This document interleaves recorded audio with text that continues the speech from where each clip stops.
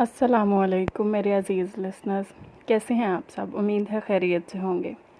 तो चलिए शुरू करते हैं आज का अफ़साना, जिसका नाम है जिए तो ऐसे। बचपन से ही समन का दिल अपने घर से ज़्यादा ताया जान के घर में लगता था। दोनों घर साथ साथ थे। समन 4 बहन भाई थे तो ताया जी के बच्चों की तादाद भी इतनी ही थी। फिर जाने क्यों ताया के घर में इतना अमन और सुकून और ख़ामोशी होती थी, जबकि समन के घर के अपने घर में तो हर वक्त शोरगुल बरपा रहता था। छोटे भाई बहन की रीनी चीखो पुकार, अम्मी की बुलंद आवाज़ में डांट फटकार और अब्बा के घर आने के बाद अम्मी अब्बा की लड़ाई। जबकि ताया जी के घर में ऐसा कोई तमाशा नहीं था। धीमे लहजे में बात करने वाली शफीक सी ताई जान, बच्चों पर जान छिड़कने वाले ताया जी, जो अपने बच्चों के अलावा भतीजा भतीजियों पर भी खूब ही शफकत लुटाते। शहजादियों जैसी हसीन आयमा आपी और इनसे छोटे बला के हंसमुख खिज़र भाई, ज़हीन फ़तीन रायना आपी और सब से छोटी अरीबा तो खैर समन की पक्की सहेली थी। वो अरीबा के साथ खेलने का कहकर घर से निकलती तो कई कई घंटे ताई जान के पास के हाँ गुजार आती थी। या तो अम्मी इसके अलावा छोटे बहन भाइयों को भेजकर इसे बुलवा लेती, या फिर खुद ही बकती झुकती इसे लेने आती। माँ के तेवर देखकर वो ताई जान की आगोश में पनाह लेती। ताई जान ही अम्मी को रसान से समझाती, अभी बच्ची है, इतनी सख्ती मत किया करो नजमा, प्यार से समझाओगी तो मान जाएगी। अब इतनी बच्ची भी नहीं है भाभी, माँ का ज़रा एहसास नहीं है, अगर थोड़ी देर को छोटे बहन भाइयों को संभाल लेगी तो इतने घर के बखेड़े समेट लूँगी। मगर ये घर में टिके तो बात है, मैं अकेली जान क्या कुछ देखूं। अगर आपका देवर जी के आने से पहले खाना तैयार ना हो तो वो अलग शोर मचाते हैं। नजमा जेठानी से दुखड़े रोती, तुम फिक्र ना करो, मैं बच्चियों को भेजती हूँ, वो तुम्हारा हाथ बटा देंगी। ताई जान आयमा आपी और रायना आपी को इनके यहाँ भेज देती और वो आके ही फैला हुआ काम मिनटों में समेट जाती। समन का बचपन रुखसत हुआ और इसने लड़कपन की दहलीज़ पर कदम रखा, मगर ताया की फैमिली इसका लगाव में कोई कमी ना आई। वो सब लोग अपने अपने आसपास बसने वाले दूसरे लोगों से बहुत मुनफरिद और मुमताज़ लगते थे। इसने ताई जान के मुंह से किसी की ग़ीबत या बुराई नहीं सुनी थी, ना ही कभी ताया जान को किसी से लड़ते झगड़ते या उलझते देखा था। ताया जी पेशे के एतबार से उस्ताद थे और उन्होंने हमेशा अपने पेशे का वक़ार मलहूज़ खातिर रखा था। वो हर किसी को नेकी का दर्स देने वाले आलिम बाअमल थे। दोनों मियाँ बीवी ने औलाद की भी बेमिसाल तरबियत की थी। समन ने अपने ताया जी का घर आना हर लिहाज से आइडियल लगता था। आयमा आपी ताया जी की सबसे बड़ी बेटी थी और समन तो गोया इनकी आशिक थी। बेपनाह हुस्न और तमकनत रखने वाली आयमा आपी की निस्बत ठहराई गई तो रायना और अरीबा के साथ मिलकर समन ने भी खूब ही आंसू बहाए। और अब वो बहुत जल्द पराई होने वाली थीं। ये सोच सोच कर समन के आंसू ना थमते थे। आयमा आपी ने हमेशा बहनों की तरह इसके लाड उठाए थे, अब भी उन्होंने इसके आंसू पोंछकर ढेरों तसल्लियाँ दी थीं।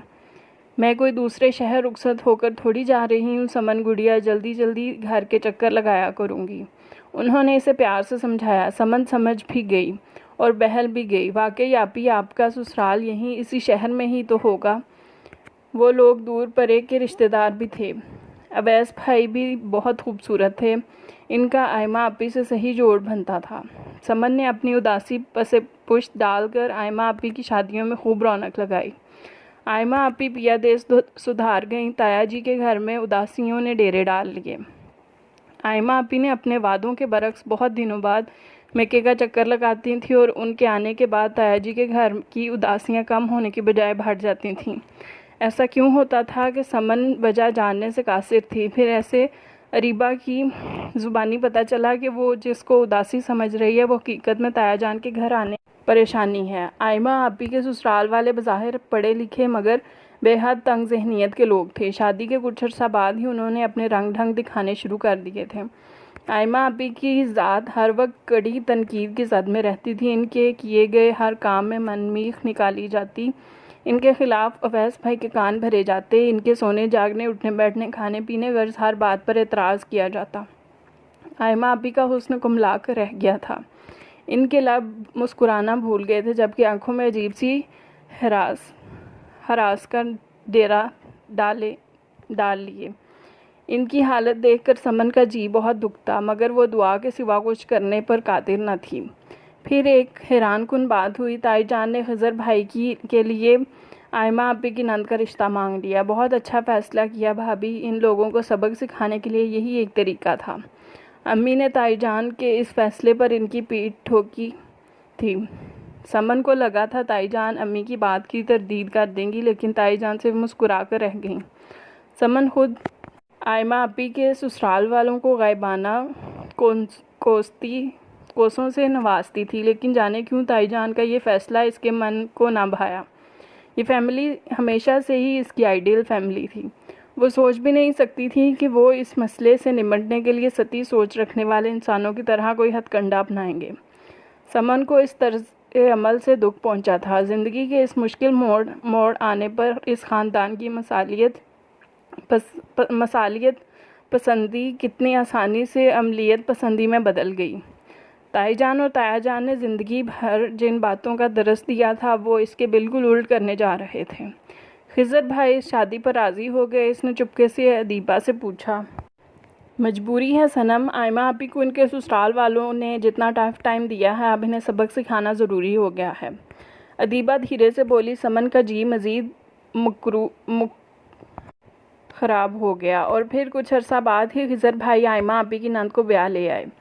समन इस बार शादी में इस जोशो खरोश से शिरकत ना कर पाई। वैसे भी फ़ाइनल इम्तिहान सर पर थे, पढ़ाई सर खुजाने की फुर्सत ना देती थी। शादी के हंगामों में शमूलियत की मोहलत करके क्यों कर देती। इम्तिहानात ख़त्म हुए तो समन ने हस्बे साबका फ़ुर्सत के लम्हात तायाजी के घर गुजारने शुरू कर दिए।